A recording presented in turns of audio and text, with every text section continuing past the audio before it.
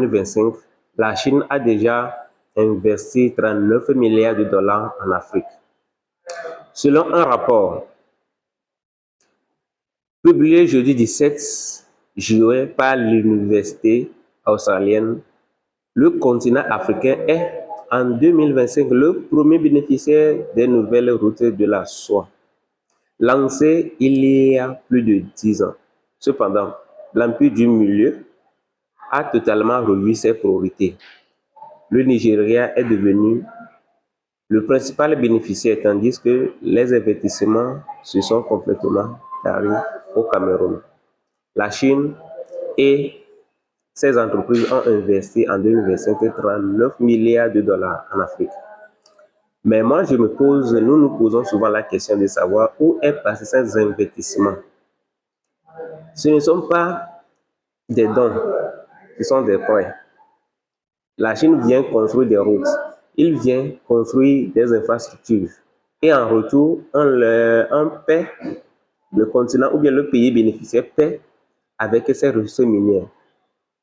Ce sont les contrats que nos dirigeants signent. Malgré que nous-mêmes, nous avons notre richesse, nous sommes riches, nous avons tout, nous n'arrivons pas à passer des aides des autres puissances. Comment est-ce que nous, Africains, pourrons développer notre continent si nous dépendons toujours des autres? Si l'Afrique, les 54 États de l'Afrique ne peuvent pas s'unir pour investir des milliards sur le continent, pourquoi attendons-nous un développement? Alors, si aujourd'hui la Chine a revu ses priorités et il a décidé d'investir 21 milliards au Nigeria, cela a un sens et cela se comprend. Pourquoi les investissements au Cameroun sont tarés? Tout d'abord, il faut aussi voir que les investisseurs, malgré leur politique basée sur les intérêts de leur nation, voient également la gouvernance, voient comment est-ce que le pays gouverne, gère les fonds.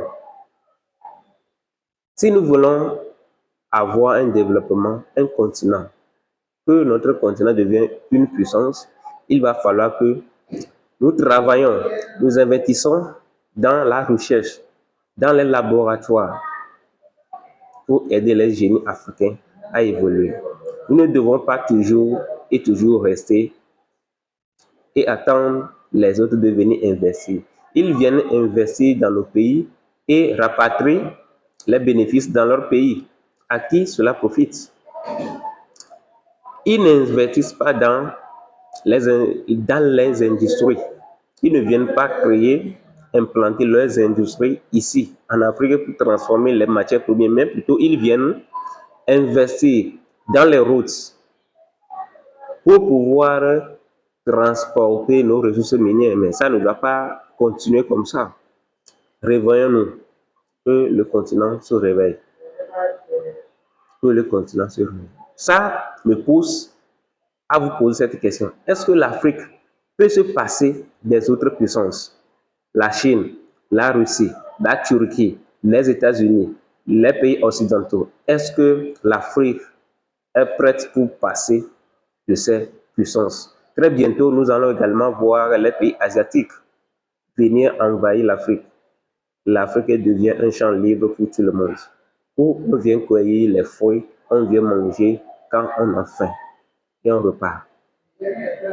L'Afrique a de la recherche. Changeons de paradigme pour voir loin.